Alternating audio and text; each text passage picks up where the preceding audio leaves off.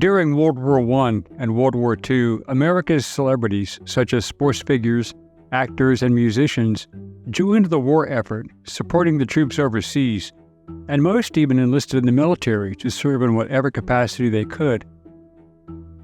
During the Korean War, a few celebrities still served, especially athletes, although there was not the enthusiasm for the support as in prior conflicts. But Vietnam was completely different. Many celebrities actually condemned the military fighting the war, as well as the government and presidents in office.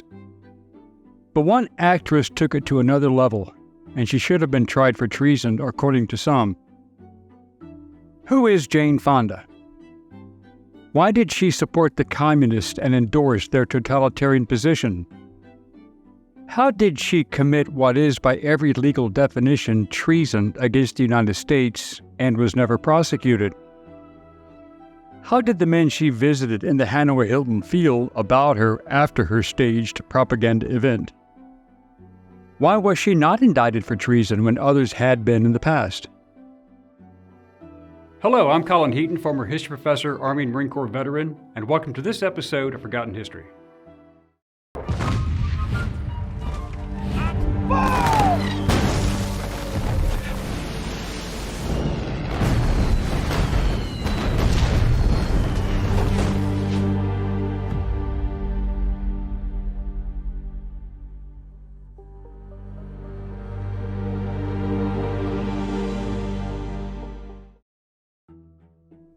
Jane Fonda was born on December 21, 1937 in New York City, and is the daughter of legendary actor and World War II naval officer Henry Fonda. During Vietnam, Fonda and her first husband, film director Roger Vadim, lived in Paris, where they mixed with the extreme liberal French cultural elites. Fonda became a radical anti-war and anti-establishment activist in the late 1960s, and supported various radical social causes and groups like the Black Panthers, the Weather Underground, supported Native American issues, and was a major proponent of Gloria Steinem's feminist movement. She also supported Vietnam veterans against the war, speaking at rallies and raising money, and she became their honorary national coordinator. In May 1972, Fonda accepted the North Vietnamese delegation's invitation for a 2-week visit to Hanoi, extended to her at the Paris peace talks. Fonda jumped at the chance to go and visited one of the bastions of communist ideology. Fonda did not just go on a fact-finding humanitarian mission, as she stated. Many compared her to World War II's Tokyo Rose, as Fonda made 10 broadcasts on Hanoi radio, telling American fighting men to lay down their arms because they were fighting an unjust war against the peace-loving North Vietnamese. She also condemned the U.S. military's policy in Vietnam and stated that pilots should cease bombing non-military targets, which did not happen anyway. She addressed American POWs who were forced by the Vietnamese to listen to her broadcast, condemning them as war criminals. Fonda also traveled with an East German camera crew and wanted to take photos and have film that implicated the Nixon administration in the bombing of civilians, hospitals, schools, and breaking dams and bombing the dikes to flood civilian areas. Fonda took a tour of Hanoi, visiting villages, installations, and even people's homes. What really became a sensation were the many photos of her visiting a North Vietnamese anti-aircraft battery sitting on an anti-aircraft gun. These actions were what earned her the nickname Hanoi Jane, which made most Vietnam veterans develop a great resentment for her, especially aviators who had been shot down, captured, and tortured. What was disturbing to many veterans was her denying the reported conditions of American POWs, especially that anyone had ever been tortured or mistreated. The most heinous and persistent allegation was that she turned over secret messages from POWs to their captors. According to the POWs themselves, especially Captain Michael McGrath, president of Nam Paos, himself a POW in Hanoi, and who would have had every reason to grind an axe, stated that that story was not true. In a telephone conversation that I had personally with Captain McGrath on May 30th, 2024, he stated, quote, "There is enough information that is true about Jane Fonda's actions. Just keep to the facts. No need for false stories."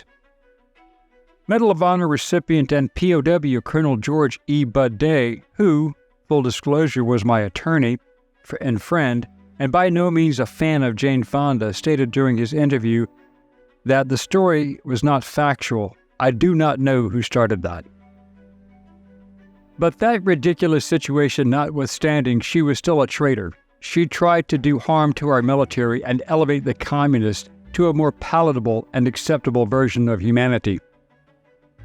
Admiral James Stockdale, United States Navy retired, also a POW in Hanoi and recipient of the Medal of Honor, said during his interview, "If those actions had been conducted by anyone else other than a high-profile liberal, they would have been charged with treason, and rightly so." Even without that tantalizing and untrue story of betrayal, there was more than enough evidence to charge her with treason in some legal circles due to her actions. One only has to examine the comparative case of Iva Toguri Diakino, who was convicted and later pardoned for being the World War II radio propagandist Tokyo Rose. Diakino was an American citizen and the daughter of Japanese immigrants who traveled to Japan and was trapped after Pearl Harbor. She was charged with treason and imprisoned for the same actions as perpetrated by Jane Fonda with regard to propaganda. However, unlike Diakino, Fonda had a meeting with 7 cooperative prisoners who had never shown their captors any resistance, and they were Captain William G. Burns, United States Air Force; Major Edward K. Elias, U.S. Air Force, who accepted early release on September 25, 1972; Captain Kenneth J. Fraser, U.S. Air Force; Lieutenant Commander David W. Hoffman, United States Navy; Lieutenant Colonel Edison Miller, United States Marine Corps; Major James P. Paget, U.S. Air Force; and Commander Walter Eugene Wilbur, United States Navy. With 2 of those men being alleged collaborators, and while those 7 have unequivocally stated that they were not coerced to meet with her and tell her all about their fair and humane treatment, other hard-case POWs have said that they were tortured before and after her visit. Unlike Fonda, Diakino was trapped in Japan, an American citizen with little choice in the matter, while Fonda made the conscious and active decision to support the enemies of the United States and our allies and derogate American servicemen, possibly endangering them. Fonda joined other celebrities, such as Donald Sutherland, on a vaudeville type of entertainment campaign as part of their anti-USO tour. Part of their program was to get veterans to speak out against the war, citing their own experiences, including future Senator and presidential candidate John Kerry, who controversially served in the U.S. Navy during Vietnam and gave even more controversial, some say perjured testimony on atrocities that were supposedly committed by U.S. troops against civilians. Fonda escalated her visibility as an anti-war protester in the 1970s, focused on the rights of troops while in the military and of those who wanted to resist being drafted. She pursued anyone with a Vietnam story, like Kerry did, that could be used to support the anti-war movement. And like Kerry, Jane Fonda also gathered testimonies from people who were complete frauds, not veterans, and those who had been veterans had never served in Vietnam. This was when she became deeply entrenched with Vietnam Veterans Against the War, providing her personal time and bundling money. She supported those who evaded national conscription and fled abroad, as well as deserters from active duty. According to the Washington Post, some lawmakers saw her protest as treasonous, and the veterans of foreign wars called for Fonda to be tried as a traitor. At one point, the Maryland state legislature considered banning her and her films from the state. Filmmaker Len Novick stated, "I think she was courageous for going to Hanoi and taking a stand, even though they didn't agree with everything she had to say." More recent scholarship has also empathized the ways in which the idea of Hanoi Jane has grown far beyond Fonda's actual actions during that tumultuous period. Jane Fonda herself wrote, "There is one thing that happened while in North Vietnam that I will regret to my dying day. I allowed myself to be photographed on a Vietnamese anti-aircraft gun. It happened on my last day in Hanoi."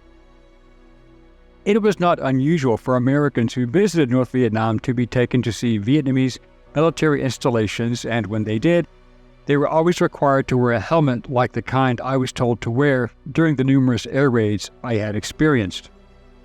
Fonda also stated, "Whenever possible, I try to sit down with vets and talk with them because I understand and it makes me sad. It hurts me and it will go to my grave that I made a huge mistake that made a lot of people think I was against the soldiers."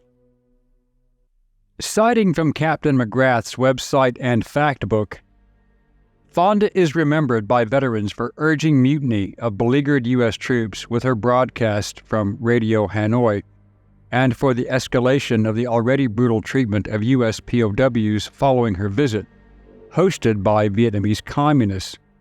Although the POWs had been beaten, starved, and tortured, Jane Fonda said the POWs were liars and hypocrites.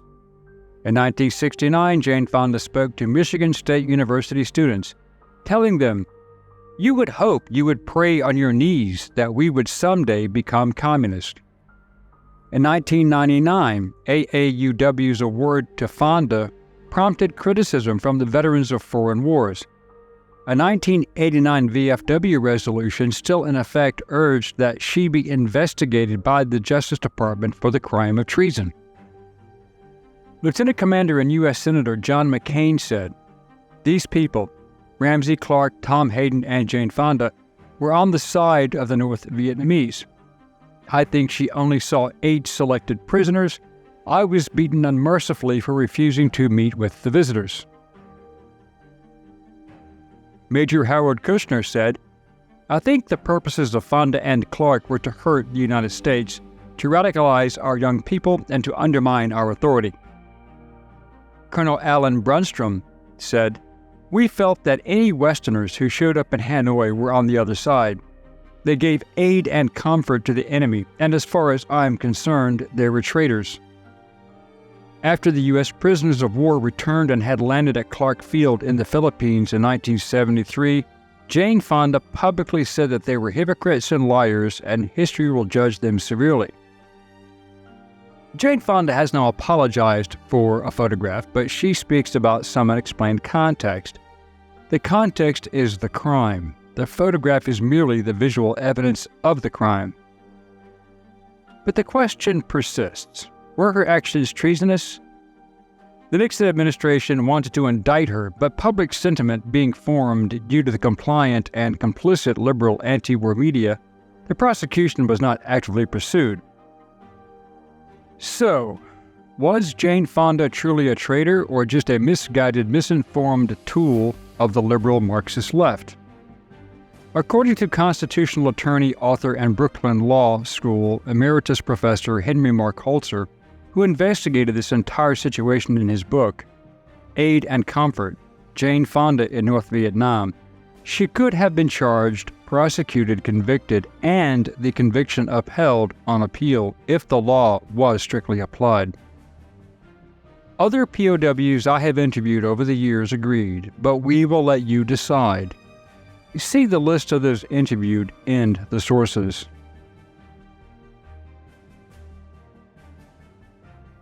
Thank you for watching this episode of Forgotten History. If you liked what you saw, please click like, share, and subscribe. And if you would like to assist with the ever-increasing cost of production, please consider becoming a channel member and joining our Patreon page.